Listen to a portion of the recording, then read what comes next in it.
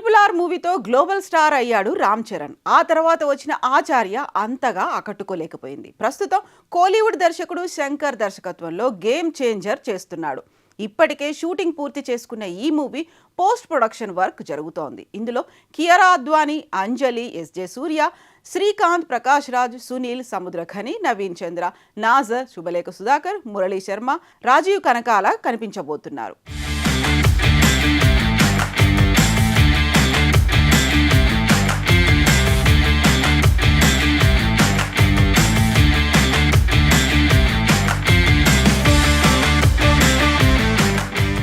Shri Venkateswara creations పతాకంపై దిల్ రాజు, శిరీష్ నిర్మిస్తున్నారు.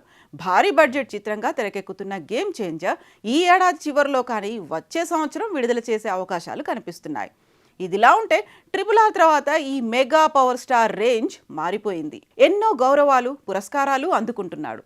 ఇటీవల డాక్టరేట్ పొందిన రామ్ చరణ్కు మరో హానర్ లభించింది.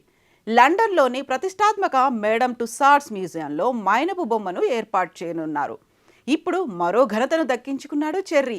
అత్యంత ప్రతిష్టాత్మకమైన ఇండియన్ ఫిల్మ్ ఫెస్టివల్ ఆఫ్ మెల్బోర్న్లో అతిథిగా పాల్గొనేందుకు ఆహ్వానం అందుకున్నాడు. 15వ ఎడిషన్లో ఇండియన్ ఆర్ట్ అండ్ కల్చర్ అంబాసిడర్గా అవార్డును అందుకోనున్నాడు చెర్రీ. నటనా రంగంలో విశేషమైన కృషి కనబరిచినందుకు చరణ్కు ఈ అవార్డును అందివ్వబోతున్నారు. ఈ అవార్డును అందుకోబోతున్న తొలి celebrity mega power star Ram Charan కావడం విశేషం.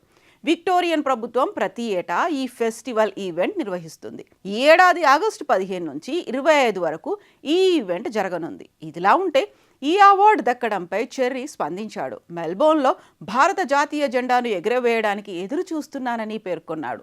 గౌరవ అతిథిగా రామ్ చరణ్ హాజరు కావడం తమకు ఉన్న ప్రతిష్టను ఇనుమడింపచేస్తోందని IFFM ప్రెసిడెంట్ సోషల్ మీడియా ద్వారా పంచుకున్నారు. ఇక రామ్ చరణ్ సినిమాల విషయానికి వస్తే గేమ్ చేంజర్ తర్వాత బుచ్చిబాబు మూవీలో జాయిన్ కానున్నాడు. ఇందులో జాన్వీ కపూర్, శివరాజ్ కుమార్ నటించబోతున్నారు.